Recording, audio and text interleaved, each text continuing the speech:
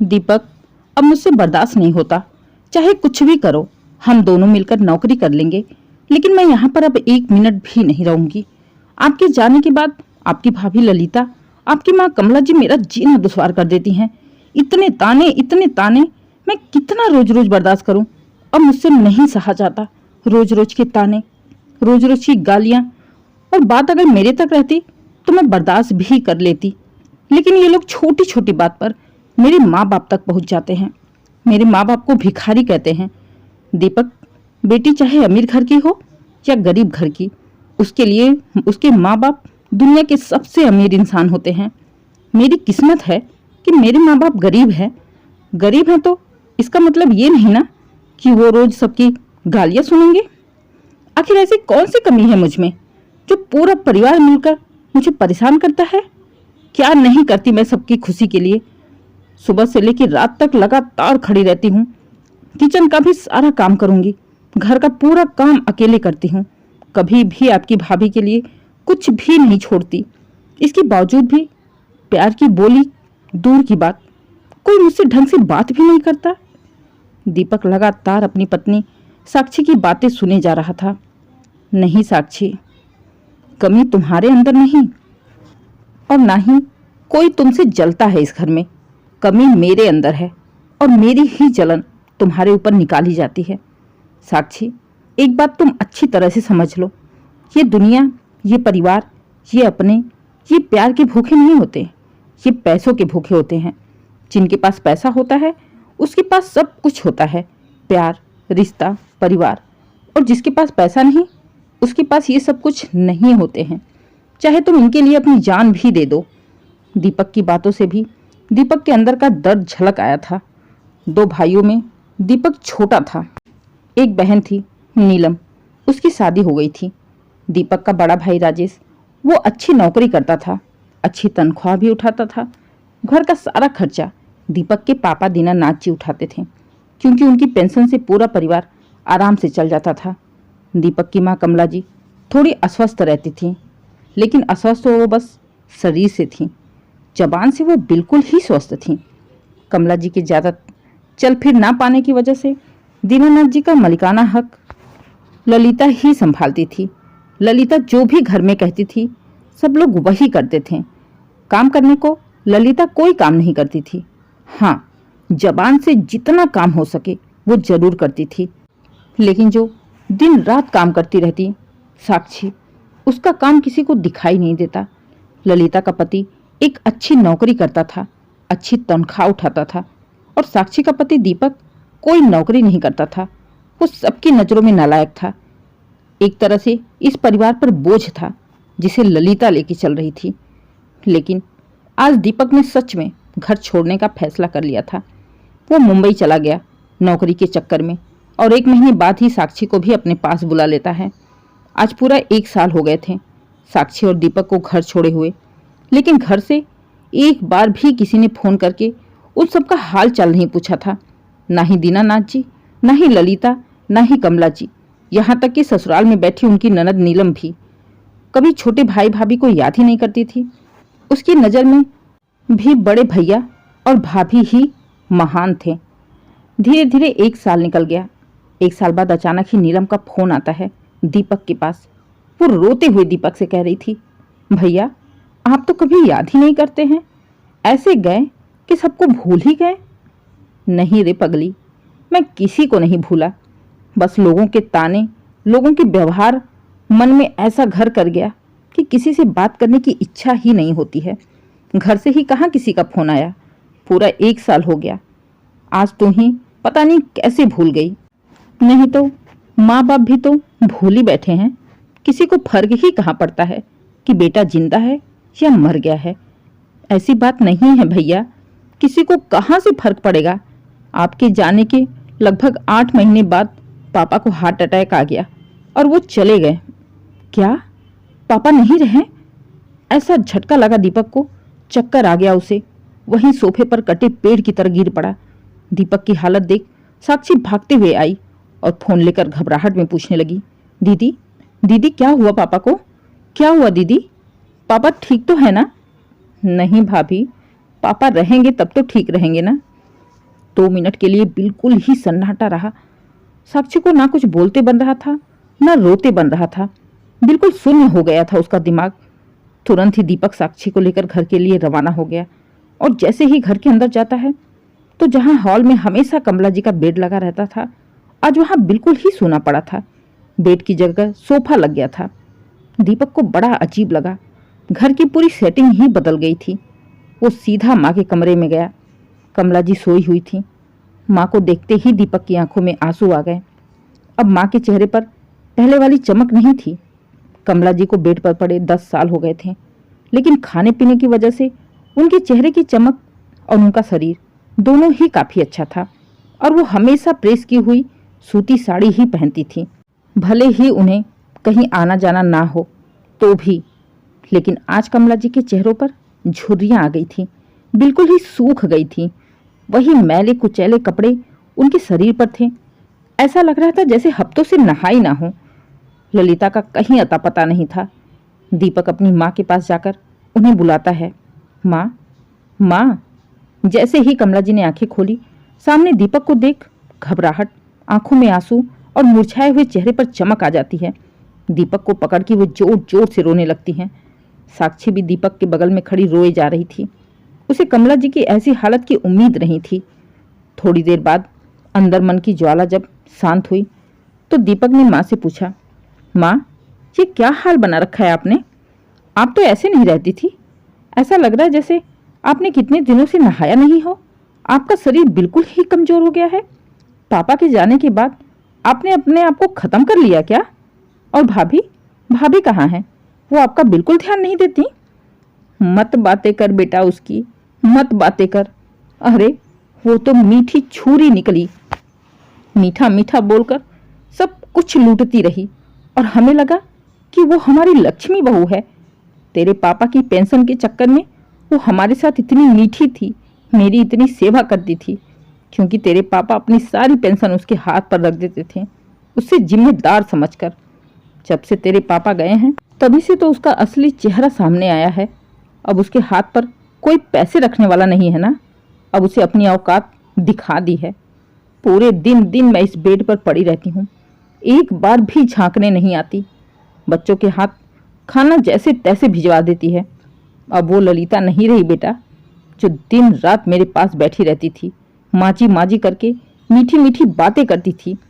उसकी मीठी बातों के चक्कर में आकर मैंने ना कभी तुम्हें अपना बेटा समझा, ना छोटी बहू को कभी बहू समझा। मेरी क्या गलती थी? दिन रात तो वो मेरे पास बैठकर तुम दोनों की शिकायतें करती रहती थी। जो वो दिखाती थी मैं वही देखती थी। मुझे क्या पता था कि उसके मन में इतना बड़ा पाप है। तुम्हारे पापा के मरने पर भी उसने बहुत बवाल किया था। वो बार बार मुझसे बोलती, बुलाओ अपने लाडले बेटे को, काम क्रिया करे। वो भी, उसके भी तो बाप थे। सारा काम अकेले मेरे पति ही करेंगे।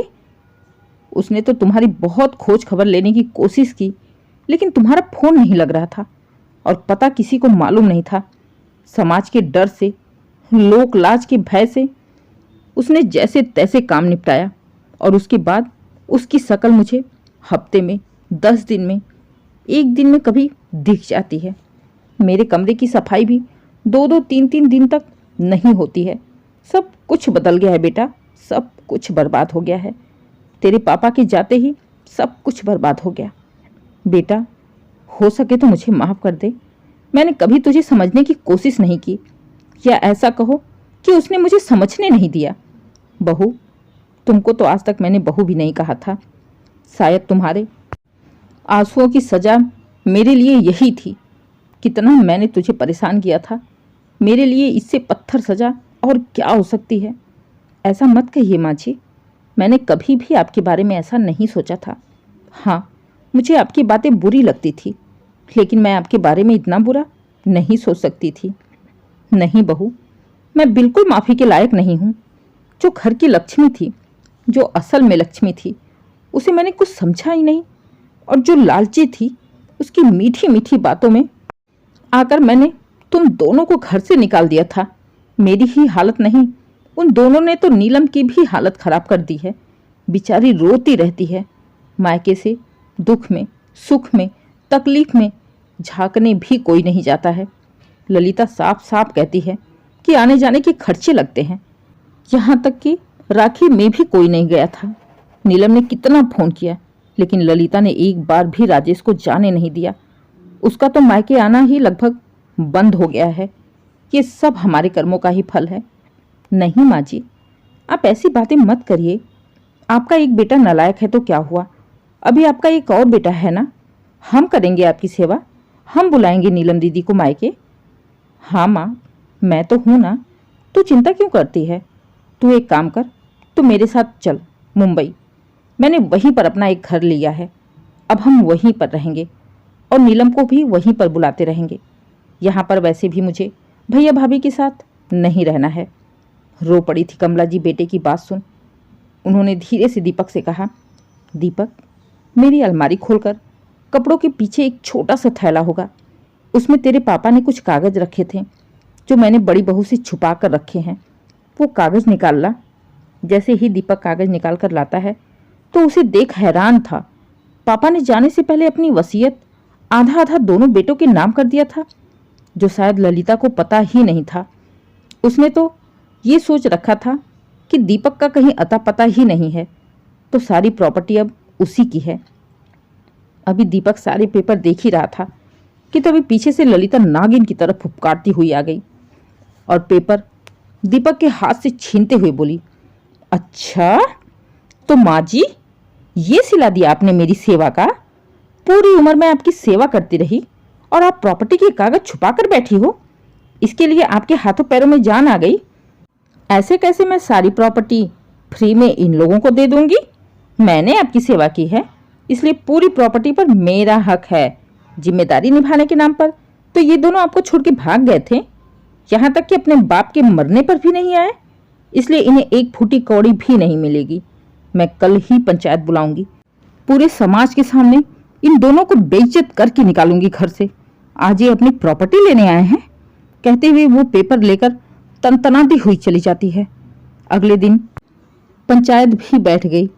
पूरी पंचायत के सामने ललिता रो रो कर अपनी बातें रख रही थी। पंचों, अब तो मेरा जो कुछ भी है आप ही लोगों के ऊपर है। अब आप लोग ही देखिए, इस गांव में रहते आए हैं, मुझे अच्छी तरह से जानते हैं। पूरी जिंदगी में माँ जी और बाबूजी की सेवा करती। बाबूजी को तो मैंने पार लगा दिया, अब माँ जी हैं, वो भी पार लग ही जाएंगी। लेकिन बीच में ही ये दोनों, इनके नालायक बेटे और बहू, जो प्रॉपर्टी के चक्कर में जाने कहाँ से आ गए, सेवा करने के टाइम पर दिखे नहीं।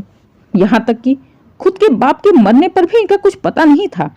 जहां जहां पैसों के खर्चे हुए इनका कभी कुछ पता ही नहीं चला। और आज देखो, प्रॉपर्टी लेने के नाम पर कैसे आकर जबरदस्ती घर में बैठ गए हैं। अब आप लोग ही फैसला करिए।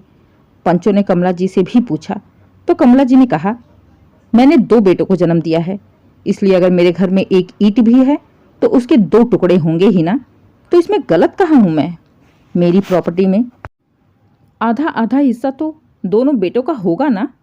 कौन से बेटे, कैसे बेटे माँ जी? पंचायत के सामने क्या झूठ बोले जा रही हैं आप? कौन से बेटे की बात कर रही हैं? इनका, इन्होंने क्या किया है आपका? 1 रुपए खर्च किए हैं या कोई सेवा करी है? 10 साल से आप खटिया पर पड़ी हो, आपकी सेवा मैं करती आई हूँ। इसका ये सिला दोगी आप मुझे? मेरी सेवा का सेवा मैं करूं और मेवा इनको दोगी आप? आपने अभी तक दिया ही क्या है? प्रॉपर्टी का आधा हिस्सा ही तो ना, जो मेरे नाम से।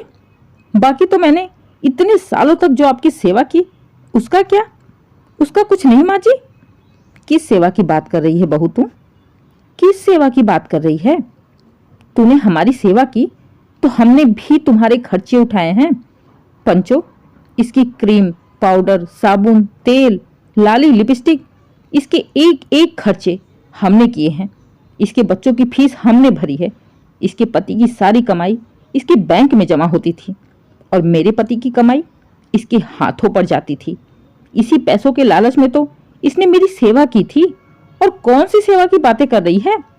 और जब से मेरे पति नहीं रहे, इसके हाथों पर पैसे रखने वाला कोई नहीं रहा, तब से मेरी हालत आप लोगों से छुपी नहीं है। खाने के लिए तरसा दिया इसने मुझे। और वैसे भी ये फैसला तो मेरा है, मेरे पति का है ना, कि हम अपने एक बेटे को प्रॉपर्टी दें या दोनों को दे या किसी को भी ना दे। इसमें ये जबरदस्ती हिस्सा कैसे ले सकती है? ये फैसला तो मेरा होगा ना। दोनों पक्ष की बात सुनने के बाद आखिरकार पंचायत ने फैसला किया कि कमला जी अपनी जगह बिल्कुल ही सही हैं। 2 बेटों में उन्होंने अपनी आधी आधी प्रॉपर्टी बांट दी है। और रही बात ललिता की सेवा की, तो जब तक ललिता ने उनकी सेवा की है तब तक ललिता के खर्चे भी वो लोग देखते आए हैं, इसलिए सेवा का मेवा भी उसे तुरंत का तुरंत ही मिल गया था। अब बाकी बची प्रॉपर्टी में ललिता का कोई भी हक नहीं है, वो सब उनके छोटे बेटे दीपक का ही होगा, जैसा कि कमला जी ने कहा। पंचों ने अपना फैसला सुना दिया। जैसा कि आपको पहले ही बता दिया कि कमला जी बस शरीर से अस्वस्थ थीं, जबान से वो पूरी तरह से स्वस्थ थीं। पूरे समाज के सामने, पंचायत के सामने कमला जी ने ललिता को ऐसा धोया कि बेचारी अपना सा मुंह लेकर वापस चली आई। आज उसे सबके सामने बहुत ही शर्म आ रही थी।